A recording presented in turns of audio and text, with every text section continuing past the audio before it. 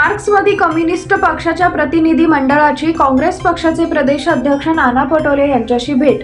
शहर मध्यमधून आडम मास्तर जिंकतील यास्तव जातीने लक्ष घालणार नाना पटोले यांचे सुतोवाच।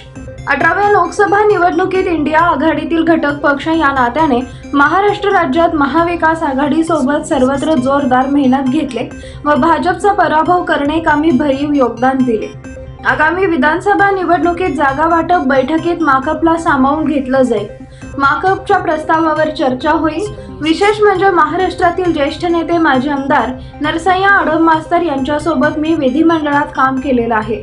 कामगार, शेतकरी आणि सर्वसामान्यांचा हा बुलंद आवाज विधानसभेत पाहिजे, यासाठी सोलापूर शहर मध्य विधानसभा मतदारसंघातून जिंकतील यासाठी मी स्वतः जातीने लक्ष घालण्याचे सकारात्मक काँग्रेस पक्षाचे महाराष्ट्र प्रदेश अध्यक्ष खासदार नाना पटोले यांनी आश्वासन दिले।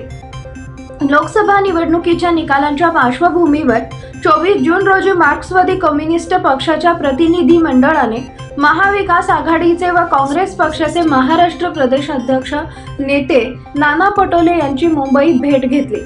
प्रतिनिधी मंडळात डॉक्टर उदय नारकर, माजी आमदार Narsayya Adam, Vinod Nikole, doctor DL Karad, doctor Ajit Navale, Kiran Gahla आदींची उपस्थिती होती।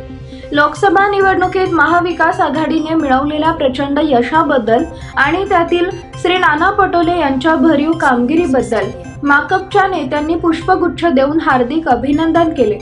लोकसभा निवडणुकीत माकप, किसान सभा, सीटू व इतर जनसंघटना यांनी राज्यभर केलेल्या उत्तम कामाचे आणि कामगार व शेतकऱ्यांसाठी ते करत असलेल्या सातत्याच्या संघर्षाचे नाना पटोले यांनी विशेष कौतुक केले। आगामी विधानसभा निवडणूक तयारीबाबत त्यांनी माकपच्या शिष्टमंडळासोबत 1 तास संगोपांग चर्चा केली।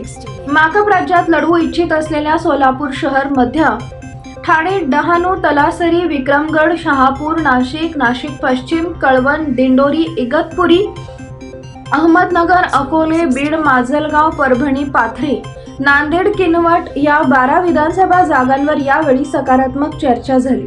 पर्यायी धोरणे, जाहीरनामा व निवडणूक रणनीती या बाबतीतही चर्चा झाली। यासंबंधीचं एक निवेदन माकपतर्फे सादर करण्यात आले।